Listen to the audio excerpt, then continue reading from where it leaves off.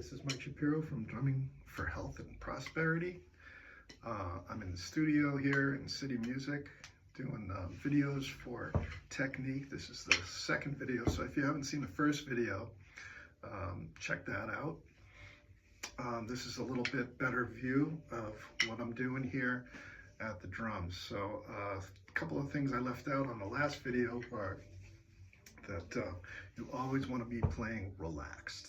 If you get tight, you are not going to be, it's kind of counterintuitive, but you're not going to be able to play faster.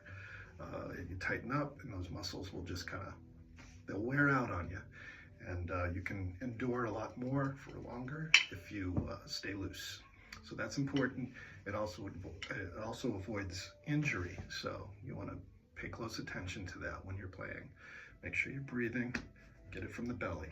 So anyway, I wanted to sit the kit a little bit so you could get a better angle of what's going on here.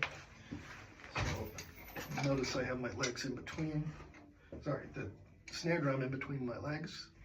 I like to be pretty close up to it, but I don't know if you can see this, but I have a kind of a triangle shape here with my sticks, and I'm just putting them flat to the drum head. You want to be about belt high with the surface that you're playing on, and that's good. You notice my fulcrum here, thumb and first finger, that's where it all happens. It should move through that, and these three other fingers should just be guiding the stick. You want to be very loose again, and so I talk about pizza a lot with the younger students. So if you're a younger student here, make a piece of pizza here with your sticks. And if you're seeing skis, you're not holding the sticks right. That's a different type of technique that I can go over someday. But that's French grip. You want to be, I'm teaching you German grip here. So wrists are flat to the floor. That's important. Keep your stick going straight up and down. And so the last time I did this video, I had a 8 on the hand exercise, but basically you can get a feel of this a little better if you're watching me here. My elbows are relaxed by my side, and I'm in the ready position, which is your sticks are a little bit off center, about an inch from the center, and that's an optimal place to hit the drum. You want to hit it at the same place every time if you can. And you want to be using your wrists only, not your arms. So there is another part to the 8 on the hand exercise I mentioned in the first video, and that would be, I will start with that and move to the second part of it. Basically you're doing individual strokes, and that's very important to get that first stroke going just with one hand. You probably have a weak hand. I don't like to think of it as weak, just it's going to hold you back though if you don't work on it. So you can only go as fast as your weakest hand. So let me do the 8 on the hand exercise. The second part will include a single stroke roll, which is basically right, left, right, left, right, left. You're alternating your sticks. You can also do that with it's called a left hand lead when you start with your left, or a right hand lead when you start with your right. But I'll just do the right because most people are righties. I'm actually a lefty, but I'm going to play righty. So let me show you the 8 on the hand exercise. I'll do it very slow. It's good to start slow. So here we go. 1, 2. Oh, sorry. It's also important to use a metronome. I'm not using a metronome here, just to speed things up here. But yeah, metronomes are great. So here we go. 1, 2, ready, go.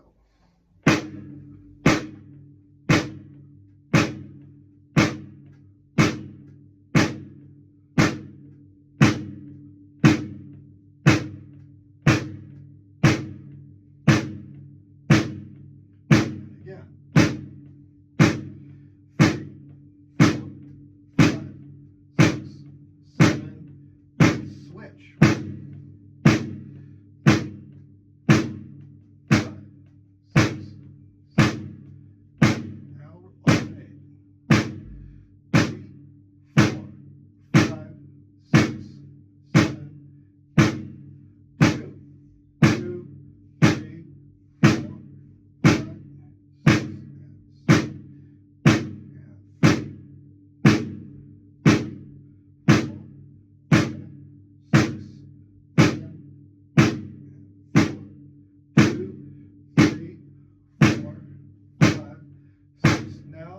twice as fast.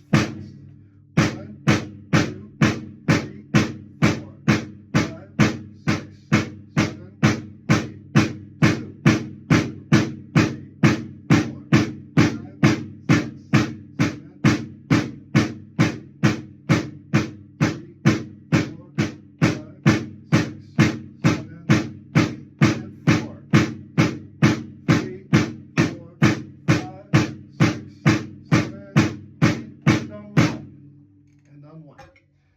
So that's the 8 on the hand exercise, which features a single stroke roll. That's actually one of the many rudiments that I go over in depth. It's really good to practice your rudiments. It makes you a stronger player, and it makes you more fluent on the drums. It's basically just sticking patterns. So this one, single stroke roll, I ask my kids and they always forget. Single stroke roll is a right, left, right, left, right, left, right, left. When I show them the pattern, they know it, but they don't know what it's called. We're getting there, you know. Progress, not perfection. So try practicing that with the techniques that I've gone over with the wrist stroke. And we'll talk about finger strokes in another video, which adds a little bit more power to your sticking, your strokes, and that also helps for you to maintain a longer time to play without getting tired. So that's my second video, and hope you enjoyed this video and it was helpful.